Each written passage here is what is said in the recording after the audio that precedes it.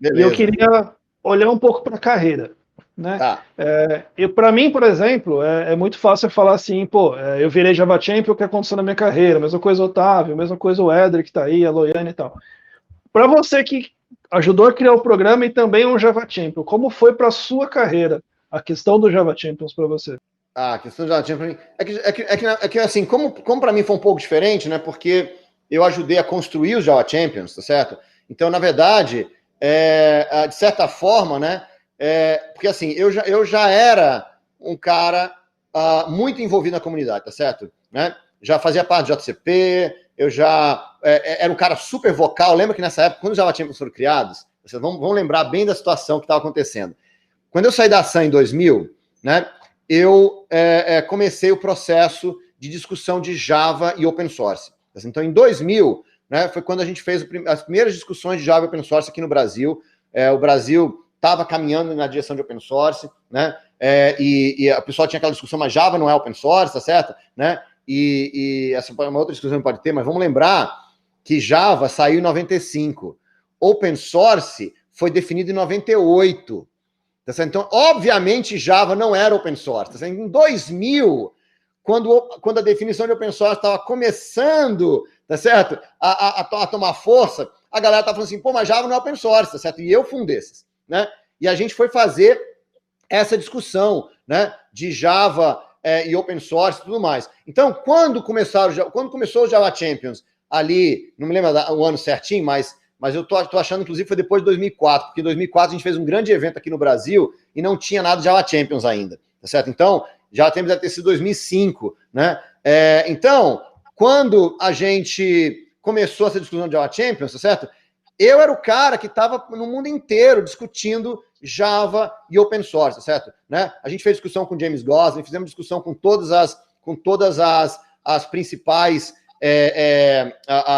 implementações de Java em software livre da época, tá certo? Eu fui participar da diretoria da OSI, né? Então, eu era o coordenador mundial do grupo de usuários de Java, tá certo? Então, nesse momento, quando começou esse processo, eu acho que eu estava mais trazendo credibilidade para o Java Champions do que o contrário, porque os Java Champions não existiam, tá certo? Então, não só eu, né? Mas toda essa galera que fundou os Java Champions, tá certo? Foi a galera que foi convidada para trazer credibilidade para o programa que estava nascendo, né? Então, acho que isso foi uma coisa muito interessante, né? Logo depois eu entrei na SAM, em 2006 eu voltei para a SAM, e aí o que aconteceu foi que eu virei um honorário dos Java Champions, tá certo? Porque quem está na SAM não pode ser Java Champion, então eu virei um honorário Java Champion, né? E quando saí, fui como é que eu falo isso? Sei lá, reinstated, né? Não sei como é que fala aí.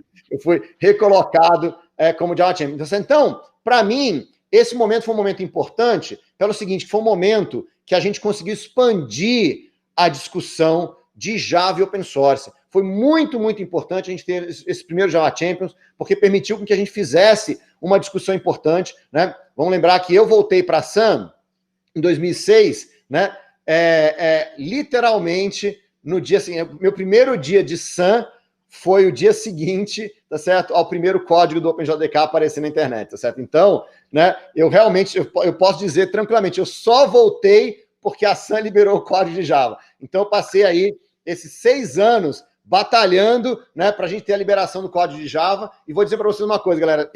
Depois disso, tá certo? Vocês podem, né? O Bruno pode não ser mais nada de Java pelo resto da vida, eu já estou feliz, não tem problema, porque o fato da gente ter conseguido em 2006 liberar o código-fonte de Java, galera, mudou a história da tecnologia, tá certo? Né? Hoje em dia, por exemplo, eu não tive preocupação nenhuma quando a Oracle comprou a SAM. Por quê? Porque Java já era open source, tá certo? Ouvi de um diretor da Oracle, ele tinha toda a razão, ele nem está mais na Oracle mais, ele tinha toda a razão, ele falou assim, Bruno, olha só, que assim que a Oracle comprou a SAM, a gente foi discutir a história do OpenJDK, né? E aí, esse diretor falou para mim, Bruno, olha só, vou ser bem honesto com você, a Oracle jamais teria liberado Java como software livre. Jamais. Mas, dado que já é software livre, nós vamos fazer o melhor com isso. E eu adorei essa resposta, tá certo? Porque é isso, né? Porque a Oracle fez sim, a Oracle ampliou o OpenJDK, alguém perguntou ali sobre, né, quantos contribuidores do OpenJDK que não são Java Champion, um monte, ó. um monte. O OpenJDK tem 2.000 contribuidores, tá certo? 2.000, né? Os Java Champions são 200, tá certo? Então tem um monte de contribuidores do OpenJDK que não são Java Champions, tá certo? Mas hoje em dia, com 2.000 contribuidores do OpenJDK, um monte de empresas participando, um projeto absolutamente livre, tá certo? Um processo muito bacana.